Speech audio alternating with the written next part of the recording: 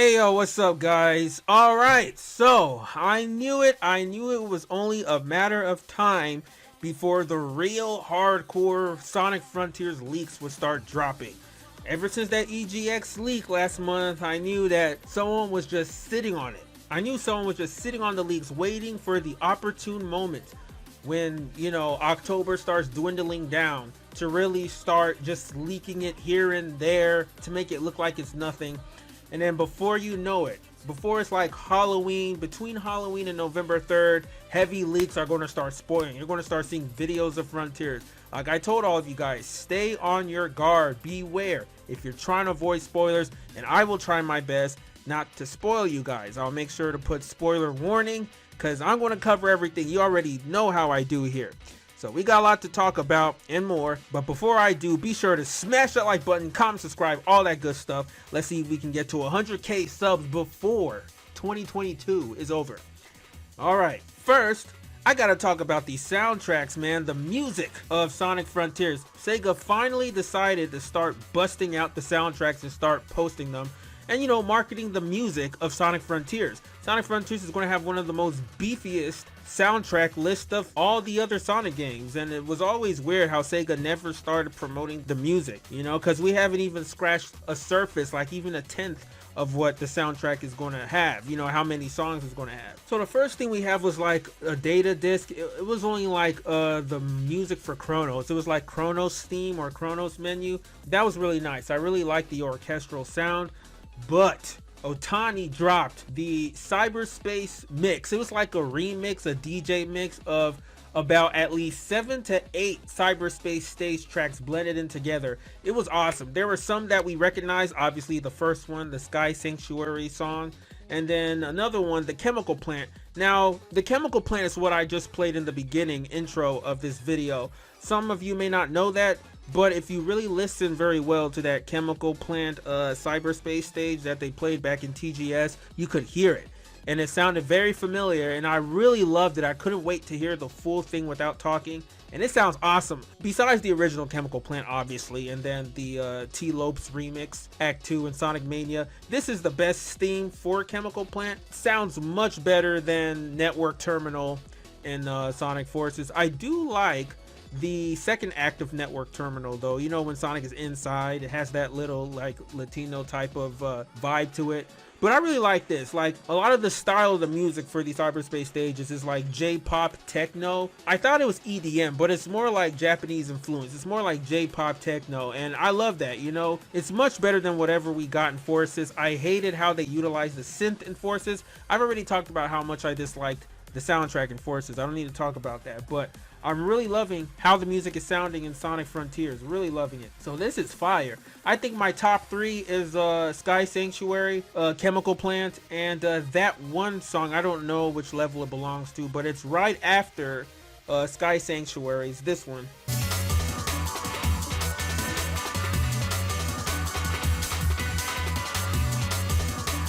I love that. I wonder what level that's going to be, and I really wonder.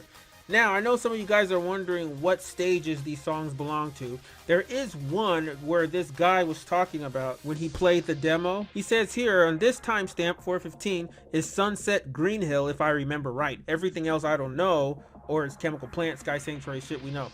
So this track right here has to be Sunset Green Hill.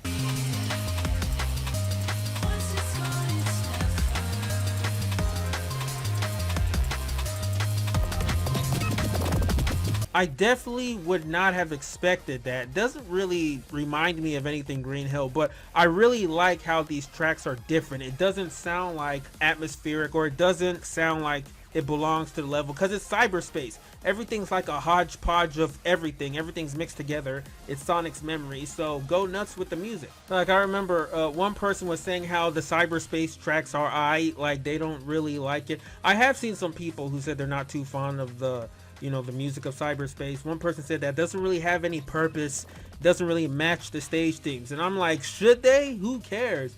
These are literally mostly rehashed stages, so you might as well make the music stick out and be fire, because I don't need the music to be rehashed too, you know? I don't need no remix of Chemical Plant again or Green Hill Zone like in Generations or Mania. Those can't be topped, especially the remixes of Mania. You know, the T-Lopes remix of Chemical Plant Act 2 is the best remix I ever heard of Chemical Plant. Totally blows out Generations Act 2 remix out of the water. So I want something new. Make all of the music just J-poppy and awesome. You know, just like what the Sonic fan says, Otani is simply awesome. The amount of pop EDM placed for combined with the cyberspace speedy action just screams what Sonic music would be and should be. Don't get me wrong, I love its rock genre combinations, but pop is what stands out more with Sonic style. It's what the Genesis games were after all. That's true, you know, it's Swing Jack or New Jack Swing of Sonic CD. That was awesome. Like, I'm hearing a lot of influences of that in cyberspace, you know, like Sonic R music, Sonic CD, some Bayonetta vibe, like that Sunset Green Hill. It's just awesome. I really love it. And in my opinion, Otani is better than Sanao or Jun Sano, however you pronounce his last name. I don't know. But yeah, I prefer Otani. So yeah, that's enough of me gushing over the music of Sonic Frontiers. Now let's go to another thing. Now, when Otani posted the data discs, you know, it had like a bunch of the CDs of all the island themes. Now these aren't like cyberspace tracks. It's music of the islands, and if you notice, there's 4 so far. Each represents the island. You have the first CD, it's green, represents Kronos, you know, the grassy hill type of island. Then you have the second one, which is orangish, represents Ares, the sandy desert theme. Then you have the third one, red, which represents lava, volcano, chaos island. And then you have the fourth one, which is blue. And you even have this picture here. Now, we don't know what the fourth island is going to be yet, but when you see blue, what do you identify that as? Ice, snow. So could we be getting a snowy island as the fourth Starfall island? I bet you that's what we're going to get. There's no way there's going to be a snowy island as the last island. Hell no. And there's no way there's not going to be a snowy island in Sonic Frontiers. I mean, that's just a huge opportunity you're going to waste, you know? So I can't wait to see that. I wonder what's going to be called. Someone said they're betting on Boreas, because not only is that a Greek name, but Boreas is the Greek god of the north wind. And if you look at it, Boreas is like the north wind, snow, ice. I really hope that's what they call it, Boreas. That would be a nice title for the snowy island. So I'm willing to bet, I'm willing to put money on that we're getting Boreas, a snowy island, as the fourth island. Obviously, they didn't put the fifth CD because they don't want to spoil that yet. I'm really hoping that the fifth island is going to be like an industrial city island, because we need a city island. I mean, we've pretty much covered all the biomes. We don't need a jungle island as the last island. What other type of biome are we going to get? You know, can we possibly come up with besides city and industrial? Anyway, you know, a lot of Sonic fans have been talking about the story of Sonic Frontiers. We all know that the story and the plot is going to take a huge turn once Sonic gets to Island 3, you know, Chaos Island. I'm sure of it. That's like the middle island of the game. So that's when things will start taking a turn, you know, usually story-wise. Now, Sonic fans are really trying to connect this with Sonic Forces, because you see a picture here of a Death Egg robot hand or a claw. It looks exactly like the Death Egg robot claws of Sonic Forces. And as you already know, Sage Infinite, I don't want to talk about that again, but it's like, hey, look, I mean, this is exactly from Sonic Forces. Now, I personally don't think Forces and Frontiers are connected anyway with a plot. I don't think so, especially that you have Pontaff writing the plot of Forces, Ian Flynn is doing Frontiers.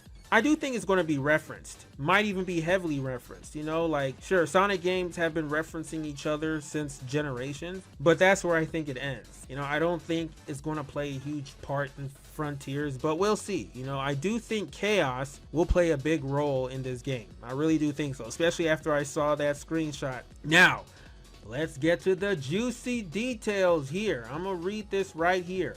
Now, this was on 4chan. I haven't talked about 4chan leaks in a while, but from what we've heard so far with the whole play testing and stuff, 4chan has been pretty spot on with a lot of the spoilers and leaks of Sonic Frontiers. Now, remember what I said, that someone has a copy of Sonic Frontiers after the EGX demo. So this person here doesn't speak English. English is not their first language, so I think it was translated. But this person says, don't ask me how, but I got Frontiers early today.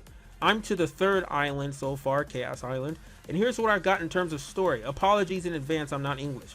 Now, Sonic and company are trapped on the island. Amy, Tails, Knuckles are in cyberspace, but are on the island to motivate Sonic to continue on throughout the game. Now we do know Amy's in Kronos Island, Knuckles has to be in Ares, so I think Tails will be in Chaos. Now Eggman is trapped in cyberspace when he attempts to hack the island. We've already seen that from the beginning cutscene. Now Sonic is instructed to find the Chaos Emeralds, but doesn't really remember a lot. He has amnesia. We've already discussed this. We all know that cyberspace is literally based on his amnesia. He finds all 7 of them and defeats Titan 1, I think Giganto, in Kronos Island, and saves Amy. Amy encourages him to find the others. Eggman meets Sage and attempts to control her. She is not susceptible to his hacking. Eggman is cast out of cyberspace and held on a prison on the Volcano Island. Oh, okay, I see. So do we have to rescue Eggman? I don't know. After Titan 1, Giganto, is defeated, Sonic notices the Chaos Emeralds weaken. He's surprised since their power should be limitless. Sonic rescues Knuckles and Knuckles senses that the Master Emerald is weakening. I think he rescues Knuckles in Ares Island. Its power is being drained. Sonic assumes it has something to do with the Chaos Emerald. Sage tells Eggman about her backstory. The islands were a technological utopia that fell into ruins after a big earthquake. The consciousness of the people were placed into cyberspace to live out their lives in peace until Eggman disrupted it. This kind of sounds like Inception. And as his punishment, kills Eggman and traps his consciousness into a digital prison. Now, I'm pretty sure this isn't literal. Some things get lost in translation. I think she kind of like kills Eggman as if like Eggman is in cyberspace. Because remember that one link that said all of Sonic's friends are dead because they're in cyberspace? Obviously, they're going to come back. I mean, Sonic died in 06. He came back. You know what I'm saying? After Titan 2 is defeated, I think in Ares Island, Sonic notices the Chaos Emeralds become glitchy, as if they're being corrupted.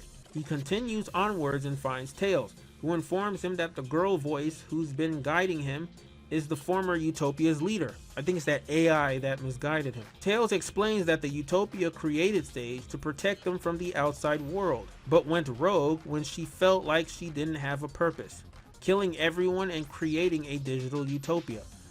Now, I don't know if they're talking about Sage or the AI. They're saying the Utopia created Sage, so I think the AI created Sage to protect them from the outside world, hence the Guardians and all that, but went rogue. So Sage went rogue and she felt like she didn't have a purpose, killing everyone, creating a digital utopia. Yeah, I don't know if they're talking about Sage or the AI, but whatever. That's where I'm at so far. I'll let you know more as I go along. So I'm definitely going to follow this person. What do you guys think about this? This is a lot of juicy details and it sounds very accurate. Now, this is not 100% confirmation. I would still take this with some grains of salt, but this is sounding very, very believable, especially if you combine all the leaks in the past. It really matches those. So let me know what you think. What do you think about the music, the Kronos Island music we got, and also the cyberspace DJ mix? Which one is your favorite part or favorite track? Also, do you think we're going to get a snowy island as the 4th island? Do you think it's going to be called Boreas? Also, do you think Forces is going to play a huge part in Frontiers as far as plot goes? And what do you think about those leaks? Also, next month is going to be a big month too. We're almost done with Sonic Rebound episode 6. We should be done with that before Thanksgiving. I'm hoping that the episode comes out on Black Friday, but I got a bunch of videos to come out as well, not just Sonic Rebound. So we got some other surprises too, but I'll keep that hush hush for now. All right, guys, that's all I have for now. So take care. And until next time, I'm out.